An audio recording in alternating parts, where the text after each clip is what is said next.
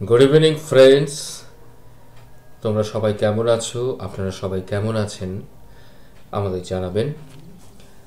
আপনারা সবাই জানি যে 29শে জানুয়ারি 2017 পিএসসি তার টেন্টেটিভ ডাব্লিউবিসিএস ডেট ঠিক করেছে।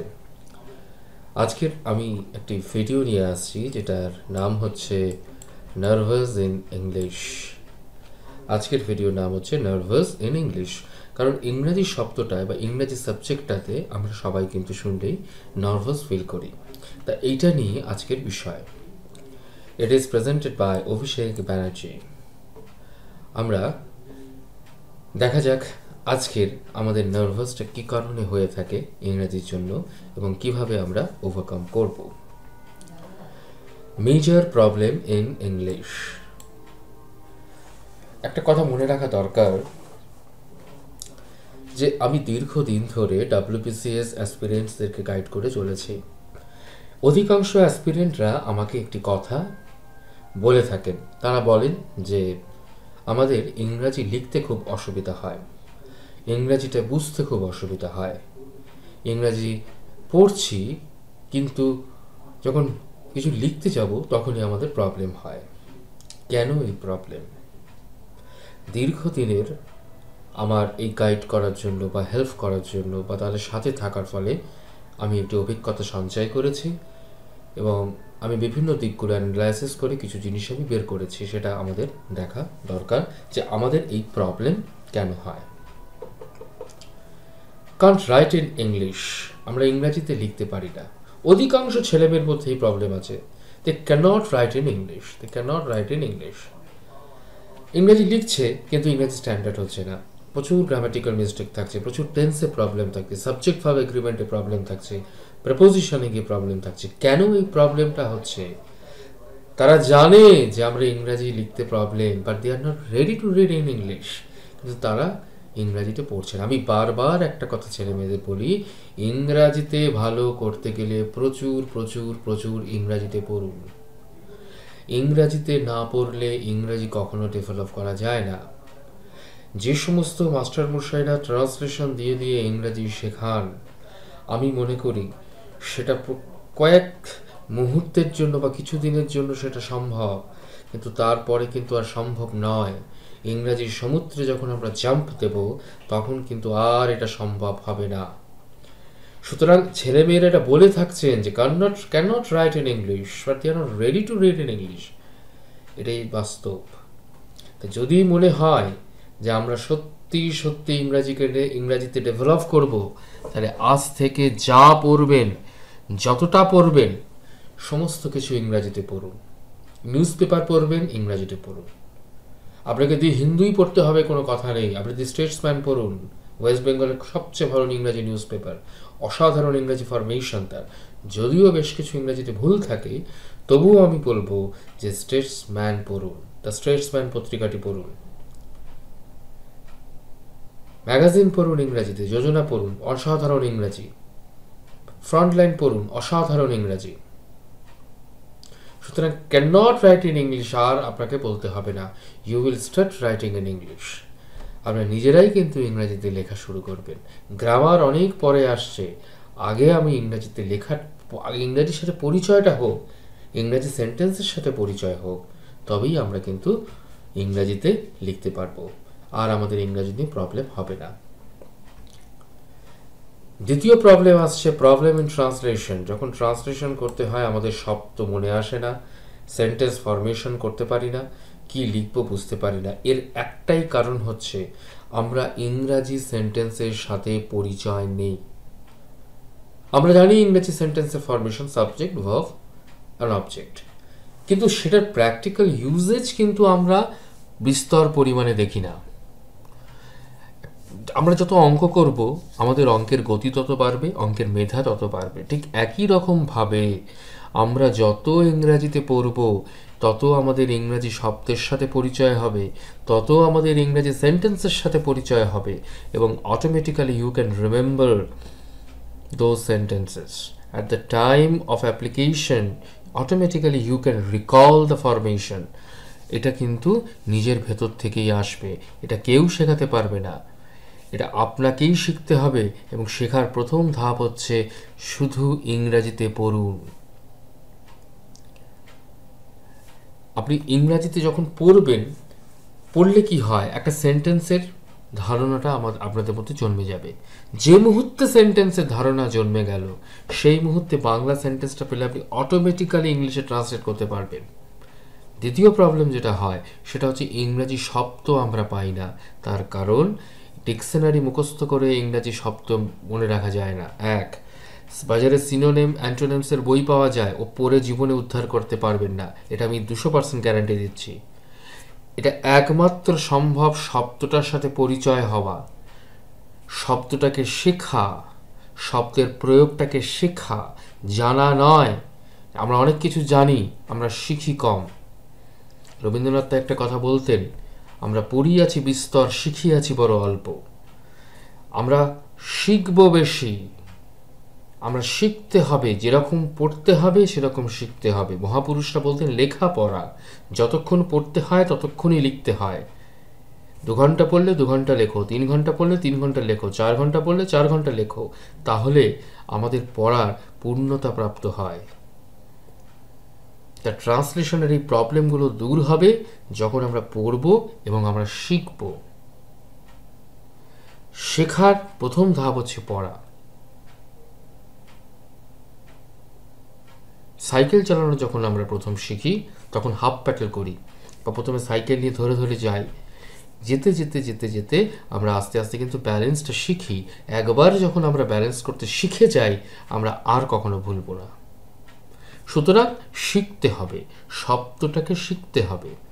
শব্দের অর্থ, ব্যুৎপত্তিগত অর্থ, শব্দের কোর মিনিং, শব্দের উৎপত্তি, এগুলো শিখতে হয় এবং এটা কিন্তু টাইম কনজিউমিং ম্যাটার।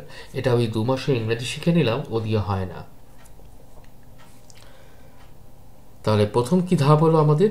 ইংরেজি পড়া এবং শেখা। cannot remember what meaning, এটা সবচেয়ে বড় problem. This is the very very biggest problem, cannot remember what meaning। এখানে একটা কথা বলি, খুব মন দিয়ে শুনবেন। Suppose at this moment you lost your memory, আপনি আপনার মেমোরি হারিয়ে ফেলেছেন এই মুহূর্তে। then you cannot recognize yourself, আপনি নিজেকে চিনতে পারবেন না। it is true, very true. You cannot remember, you cannot recognize your parents, নিজের পিতামাতাকে চিনতে পারবেন না। You cannot recognize your friends, you cannot recognize your colleagues, you cannot recognize your neighbors and your other family members. আপনি কাউকে চিনতে পারবেন না, but still you can speak in your mother tongue। কিন্তু সেই অবস্থাতেও আপনি নিজেকে চিনতে পাচ্ছেন না, আপনি বাবা মাকে চিনতে পাচ্ছেন না, আপনি বন্ধু বান্ধবকে চিনতে পাচ্ছেন না, আপনি পরিবারের সদস্যদের চিনতে পাচ্ছেন না, আপনি আপনার সহকর্মীদের চিনতে পাচ্ছেন না, সহপাঠীদের চিনতে পাচ্ছেন না, কিন্তু সেই অবস্থাতেও you can speak in your mother tongue. আপনার যদি মাতৃভাষা বাংলা হয়, সেই অবস্থাতেও আপনি বাংলা ভাষায় কথা বলতে পারবেন। আপনার যদি মাতৃভাষা হিন্দি হয়, আপনি সেই অবস্থাতেও হিন্দি ভাষায় কথা বলতে পারবেন, বা মাতৃভাষা ইংরাজি হলে আপনি ইংরাজিতে কথা বলতে পারবেন। আপনি কিন্তু ভুলছেন না বাংলা ভাষাটা। সেমলি আপনি যদি সাইকেল চালাতে যা শেখেন, আপনি কিন্তু সাইকেল চালাতে পারবেন। You can ride bicycle, you can drive car, you can swim, আপনি এগুলো সব করতে পারবেন। কেন পারছেন? কখন চিন্তা করেছেন এটা আমরা কেন পারি? আমি তো নিজেকে কাউকে চিনতে পারছি না, বুঝতে পারছি না, এই ভাষাটাও আমি চিনতে পারবো না। এই ভাষাটাকে যে বাংলা বলে এটা আপনি ভুলে যাবেন, কিন্তু ভাষাটায় কথা বলতে পারবেন। তার কারণ আমরা ছোটবেলা থেকে এই ভাষাটা শিখেছি। আমরা এই ভাষাটা শেখার জন্য কোনো গ্রামার বই ব্যবহার করিনি, আমরা শব্দের সাথে পরিচয় হয়েছি, আমরা প্রতিনিয়ত বাক্যের সাথে পরিচয় লাভ করেছি। ঠিক একই পদ্ধতি আমরা যদি ইংলিশের ক্ষেত্রে অ্যাপ্লাই করি, যে আমরা বাক্যের সাথে পরিচয় হই, আমরা শব্দের সাথে পরিচয় লাভ করি, তাহলে দেখবেন হাজার প্রবলেম হোক, আপনি কিন্তু কখনো ভুলবেন না সে শব্দটা। এটা 200% আমি গ্যারান্টি দিলাম। আপনারা একবার প্রয়োগ করে দেখতে পারেন। কি করে প্রয়োগ করবেন সেটাও আমি শেখাবো। So this is the boy, এবং তারও সেই একই প্রবলেম দেখা গেছে। So these all are the major problem. খুব ভালো করে বুঝুন। What is the right approach? Right অ্যাপ্রোচটা কি? Start from the easiest and set a minimum goal. আমাদের সবচেয়ে সহজ বিষয় দিয়ে পড়া শুরু করা দরকার এবং খুব ছোট্ট একটা গোল তৈরি করা দরকার। ঠিক আছে? ধরুন আমি ফিজিক্স পড়ছি, প্রথমে যদি আমি কোয়ান্টাম ফিজিক্স নিয়ে পড়া শুরু করি প্রথমেই, তাহলে ফিজিক্সের প্রতি একটা ঘেন্না ধরে যাবে, ফিজিক্সকে আমরা ভালোবাসতে পারবো না। সুতরাং ফিজিক্সের সবচেয়ে সোজা যে চ্যাপ্টার, সেই চ্যাপ্টার দিয়ে কিন্তু আমাদের ফিজিক্স শুরু করতে হয়। বইগুলো দেখবেন সেভাবে লেখা থাকে, সবচেয়ে সোজা চ্যাপ্টার দিয়ে ফিজিক্স শুরু করুন, তাহলে ফিজিক্সের প্রতি একটা ভালোবাসা জন্মাবে। একই রকম chemistry, mathematics, biology, geography, history, everything, সব কিছুতে কিন্তু এই পদ্ধতি অ্যাপ্লাই করা প্রয়োজন। ঠিক এই জিনিসটাই কিন্তু ইংরাজির ক্ষেত্রে প্রয়োজন। Start from the easiest and set a minimum goal. আমাদের খুব সহজ বিষয় দিয়ে আর্টিকেল দিয়ে শুরু করুন। যদি যখন গ্রামারে ঢুকবো তখন আর্টিকেল দিয়ে শুরু করুন। প্রথমেই যদি আমি টেন্সে চলে যাই পারবেন না, প্রথমেই যদি আমি মডেলসে চলে যাই পারবেন না, প্রথমেই যদি প্রিপোজিশনে যাই পারবেন না, প্রথমে যদি অ্যাডভার্বে যাই আপনি পারবেন না করতে। It is impossible. প্রথমে একদম সোজা দিয়ে শুরু করুন, আর্টিকেল দিয়ে শুরু করুন, যেটা আমাদের শব্দের নিয়ে খেলা করা। তাহলে দেখবেন ইংরাজিটাকে একটা সায়েন্টিফিক অ্যাপ্রোচে আপনি এগোচ্ছেন এবং আপনি সুন্দর ইংরাজি লিখতে পারবেন। ট্রান্সলেশন হোক, যাই হোক, you will not get any problem. This is my personal guarantee.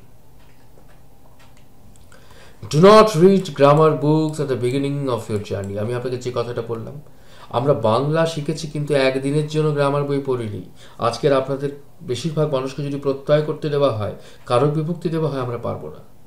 আমি অন্তত পারবো না। সেগুলো কি আমি বাংলায় সেন্টেন্স লিখতে পারছি না? লিখতে পারছি, এবং কোনো গ্রামাটিক্যাল মিস্টেক হচ্ছে না। কি করে হচ্ছে? হচ্ছে কারণ আমি শব্দের সাথে পরিচয় লাভ করেছি, আমি বাক্যের সাথে পরিচয় লাভ করেছি। একমাত্র সেই কারণেই আমি কিন্তু বাক্যটা গঠন করতে পারছি, তাছাড়া আর কোনো কারণ নয়। সুতরাং গ্রামার বই দিয়ে কিন্তু কখনো ইংরাজি শেখা যায় না। ইংরাজি শিখতে গেলে ইংরাজি বই পড়তে হয়, ইংরাজি পেপার পড়তে হয়, যা পাবেন সেটা ইংরাজিতে পড়ুন। Start from the easiest book and move to classic. যখন আমরা শুরু করবো পড়া তখন কিন্তু কখনোই প্রথমে ক্লাসিকে ঢুকবেন না। প্রথমে যদি ক্লাসিকে ঢোকেন, you cannot understand anything. Do you know what is the difference between the classic book and the normal book? যেটা নর্মাল যে বইগুলো থাকে, ড্রামার বই হতে পারে, গল্পের সাধারণ বই হতে পারে, এই নর্মাল বুকের সাথে ক্লাসিক বুকটার পার্থক্য এইটাই, a classic book is those book where you can read 1,000 times but you cannot understand a single sentence from that book. That is called the classic book. আপনি একটা বই 10 বার পড়বেন যে বইটা, কিন্তু বুঝতে পারবেন না একটা শব্দ, একটা বাক্য, সেটা হচ্ছে ক্লাসিক বুক। এটা আমার ডেফিনেশন। সেই জন্য বলছি ইজিয়েস্ট বই দিয়ে শুরু করুন। আমার মতে ড্রামার বই দিয়ে শুরু করুন। George Bernard Shaw Arms and the Man, খুব সোজা, একটা অসাধারণ নাটকের বই। Just start from there, start with this book, Bernard শয়ের আর্মস অ্যান্ড দ্য ম্যান। এটা একটা ড্রামার বই, 3 অ্যাক্ট প্লে। এই বইটা আপনি যদি পড়েন তাহলে দেখবেন একটা কনভারসেশন আছে দুটো পার্সনের মধ্যে, তাহলে সেখানে আপনি বলাটাও শিখে যাবেন। কনভারসেশনটা খুব ইম্পর্টেন্ট, ঠিক আছে? তারপরে ওই বইতে হ্যাবিচুয়েটেড হলে তারপরে আপনারা আস্তে আস্তে মিডিওকার এবং তারপরে গিয়ে আপনারা ক্লাসিকে ঢুকুন। দেখবেন আপনাদের ক্লাসিক পড়তে খুব ভালো লাগবে এবং বুঝতে পারবেন। কিন্তু প্রথমে যদি ক্লাসিক পড়েন তাহলে আমি যে ডেফিনিশনটা দিলাম, you can read it for 1,000 times but you cannot understand a single sentence or word for that 1,000 times. 1000 বারে আপনি বুঝবেন না যদি প্রথমেই শুরু করেন। সুতরাং আমরা এখান থেকে কিন্তু ডাইরেক্টলি আমরা মুভ করতে পারি প্রথমে এটাই, start from the easiest and set a minimum goal. আশা করছি আপনারা বুঝতে পেরেছেন ইংরাজি থেকে কী করে নার্ভাসনেসটা দূর করা যায়, ইংরাজিতে কী করে আরও ভালো করে অ্যাপ্রোচ করা যায়। যদি আপনাদের ভিডিও ভালো লাগে তাহলে অবশ্যই অবশ্যই অবশ্যই আমাদের কল করবেন 8509252215 and thank you very much. Please do not forget to subscribe our video channel and please share our video if you think that it is helpful to you. Thank you very